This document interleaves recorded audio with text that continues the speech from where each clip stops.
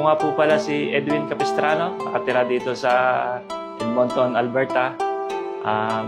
Dito po ako ngayon sa aking munting negosyo, ang Saykaya Roll Kitchen. Maraming salamat po sa mga tumatangkilik at patuloy pang tumatangkilik at sa mga tatangkilik pa sa masarap naming pagkain, sushi at mga ibang hot food.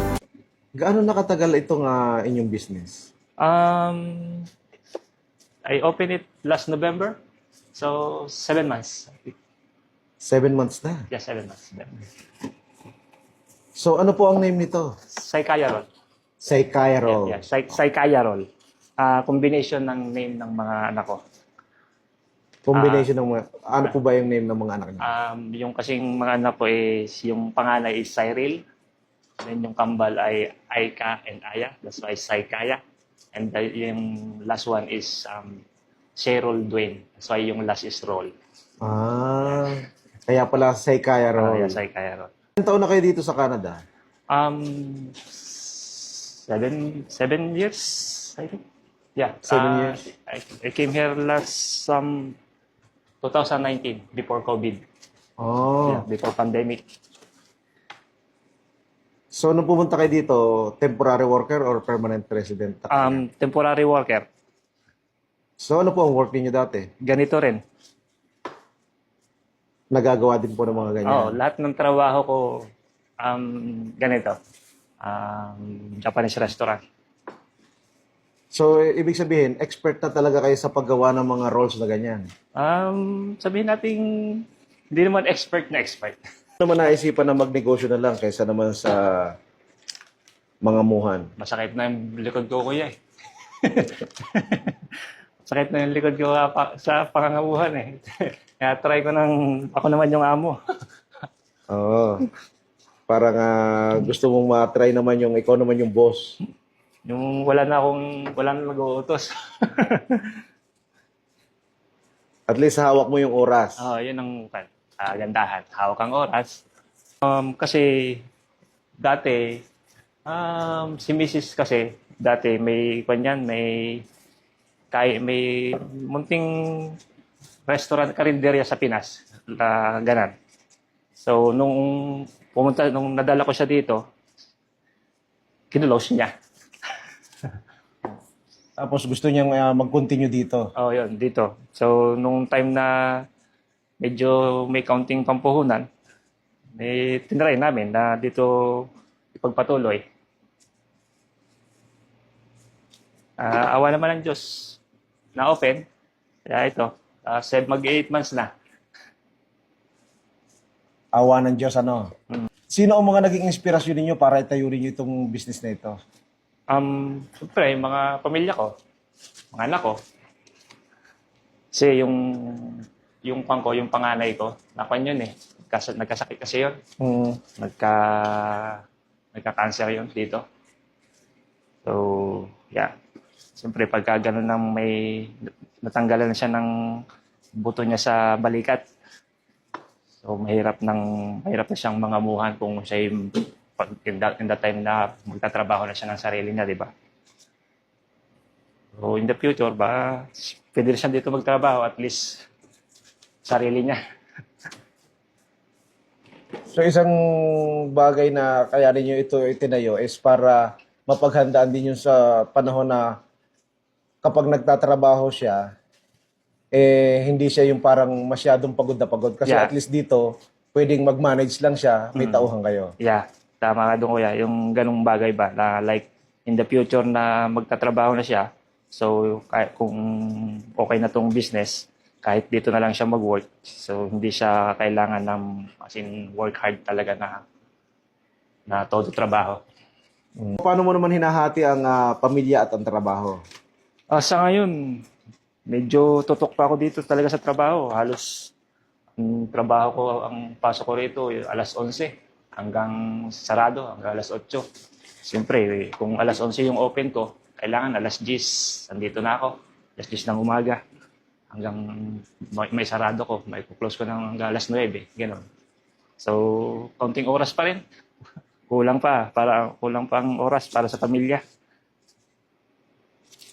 Hopefully, in the future, pagka running smooth na, may magkaroon ng mas maraming time para sa mga bata.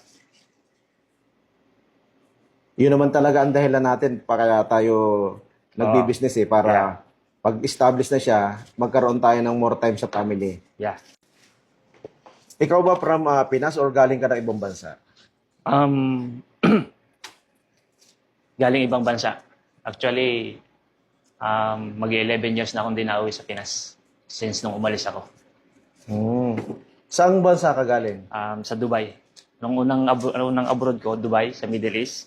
Then pagkatapos ng kontrata ko doon, ng after 2 years, dumiretso ako ng Caribbean Island.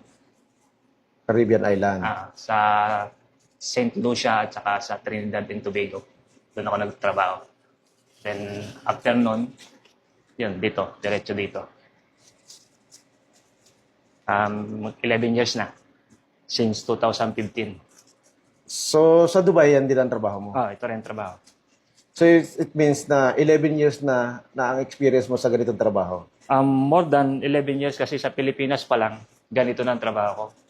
Sa Pilipinas pa lang, ganyan ang trabaho mo? Ganito na ang trabaho ko. Sa Japanese restaurant talaga. That time, nung ako'y nasa Caribbean Island, online, nakapagpasa ako ng application sa Indeed. Then, luckily, may nag-reply na employer. Then, nung una, akala ko scam. Hindi ko siya masyadong binigyan ng pansin. But nung on the other day, nag-email ulit siya sa akin na ipaprocess niya raw yung mga kailangan ko. So, sabi ko, okay lang, i-process niya. Basta kung manghihingi siya sa akin ng pera, titigil ko. But hanggang dire-diretso yung process, wala man siyang hinihingi sa akin na pera, hinihingi niya lang sa akin is yung mga personal na documents. Kaya dire-diretso. May apply ako nun dito, hindi alam ni Mrs. yun. Baga sinabi ko sa kanya nung nakuha ko na yung work permit. Di na sorpresa siya. Sinabi ko sa kanya na may job offer, may work permit na ako dito sa Canada. Hindi siya maniwala. Then nung pinakita ko sa kanya, yun. Bago ko sabihin sa kanya, tinanong ko muna sa kanya. Sabi ko, gusto mo magtrabaho, magpunta ng Canada? Sabi ko sa kanya ganun. Sabi niya, paano? Sabi ko, malay mo, may mag-hire sa atin. Then, yun, saka ko sinabi sa kanya na may work permit ako dito. Natuwa naman siya, siyempre. Kasi, maisip niya na in the future nga, pwede ko silang makuha. Which is totoo. With, 2 months pa lang ako nandito, nakuha ko na agad siya. Wow. Yeah. After 2 months ko dumating dito sa Canada, nakuha ko agad si Mrs. from Pinas. Wow. Ang bilis After 2 months. Ano ang masasabi mo na pagkakaiba ng isang business owner kaysa sa isang regular worker? Sa akin ngayon, as a business owner, mas lalo akong tutok sa trabaho ko. Like, yun nga, siyempre, sariling kumpanya mo na, dapat mapag-boom ba, mapalago mo. So, kailangan kong mas lalong tutok dito sa trabaho as a business owner. Unlike nung nangangamuhan, siyempre, nung nangangamuhan, kung ano yung schedule na binigay sa'yo, yun, papasukan mo lang. So, ibig sabihin dati, kung full-time ka doon, dito mas full-time ka. Yeah. Kung dati dun sa trabahong full-time na 8 hours, 8 hours ang napapasok. Dito ngayon, halos umaabot ng 10 hours, 11 hours duty. Saka dito, mas sinipagan mo kasi siyempre, sa'yo na ito eh. Para at least in the future, sana lumago. Lalago yan basta tuloy-tuloy lang. So, ano ang mga binabalak ninyo in the future na para sa inyong business? Hopefully, this coming month, may i-open ako na branch nito. Hopefully, ma-open ko siya ng smooth. Baka yung mga pangangailangan, ma-provide. Meron siya na medyo malaki-laki ng kaunti dito yung space. So, may sana may dine-in siya. Hindi siya take-out lang. Oh.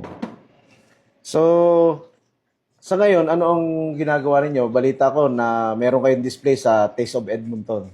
Yeah, ngayon may event ang Edmonton. Sa tawag nila is Taste of Edmonton. Participant kami doon as a vendor. Punta kayo doon.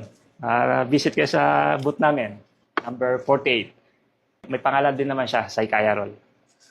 July 16 to July 26. Sa mga tao sa mga kababayan natin na nagbabalak magnegosyo, ano ang masasabi mo sa kanila? Sa mga kababayan ko na nagbabalak magnegosyo, unang-una, dapat sigurado kayo sa papasukin nyo. Kasi hindi rin biro-biro ang pag-open ng isang negosyo. Siyempre, baka unang-una, yung gagastusin nyo na pera dyan, pinaghirapan nyo na yan eh. So, dapat handa kayo kung hindi man mag-boom yung negosyo.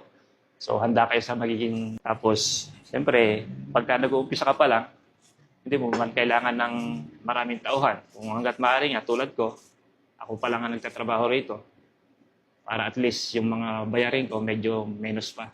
Kaya, ang binabayaran ko is yung mga normal na bayarin lang, like rentals, utilities, mga insurance.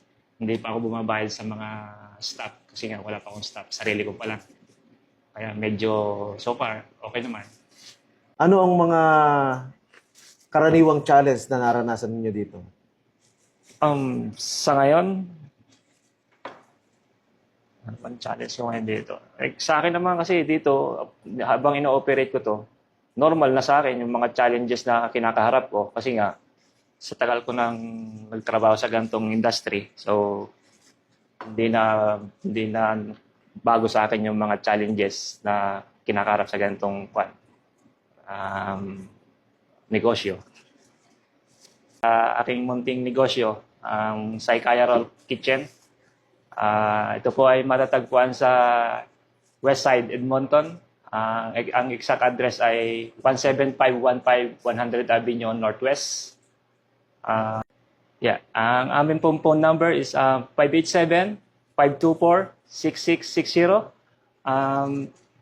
Maaari po kayong bumisita dito sa amin from Monday to Sunday, 7 days a week. Open po kami from 11 a.m. to 8 a.m. To 8 p.m. From Sunday to Thursday, open po siya ng 11 a.m. to 8 p.m. Then Friday, Saturday is open siya ng 11 a.m. to 9 p.m.